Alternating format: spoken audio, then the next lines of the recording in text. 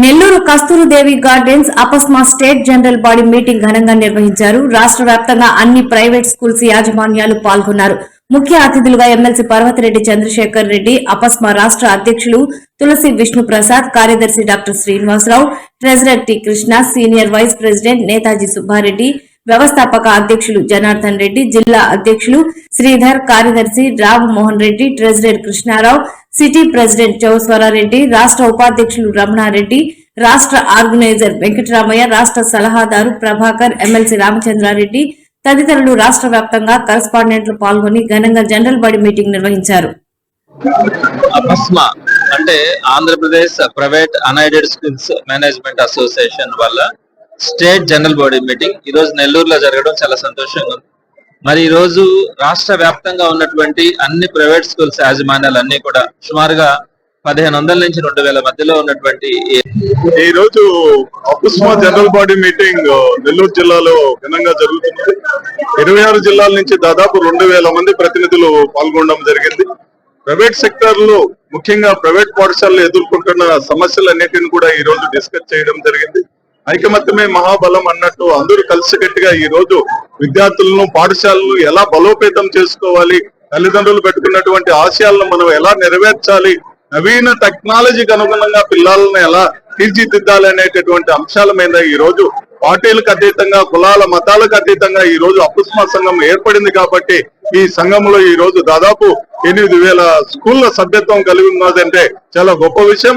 రాష్ట్రంలోనే అపస్మా సంఘం అనేది చాలా బలమైనటువంటి సంఘం. ప్రభుత్వంతో డైరెక్ట్ గా సంభాషణలు చేస్తూ ఎప్పటికప్పుడు కొత్త ఏ సమస్య వచ్చినా ప్రభుత్వంతో చర్చిస్తున్నది. అలాగే 3 ఎమ్మెల్సీలను కలిగి ఉన్నటువంటి ఈ సంఘం మంచి దృక్పథంతో విద్యార్థులను తీర్చిదిద్దాలి అనేటటువంటి మంచి సంకల్పంతో ముందుకు పోతున్నది.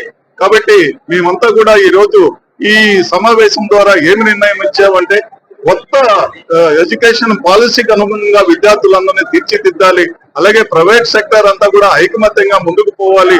అదే విధంగా విద్యార్థుల్లో తల్లిదండ్రులు పెట్టుకున్నటువంటి నమ్మకాన్ని విద్యార్థుల్లో టెక్నాలజీకి అనుగుణంగా తీర్చిదిద్దాలి అనేటటువంటి కొన్ని తీర్మానాలు చేసుకుని ఈ రోజు ముందుకు పోవడం జరిగింది. రాబోయేటటువంటి రోజుల్లో కూడా అలాగే ప్రతి జిల్లాలో కూడా ఈ విధమైనటువంటి సమావేశాలు ఏర్పాటు చేసి ఈ పాఠశాలల ఐకమత్యానికి తోడ్పడతామని, సమస్యల పరిష్కారానికి ముందుంటామని ఈ సందర్భంగా తెలియజేస్తాం.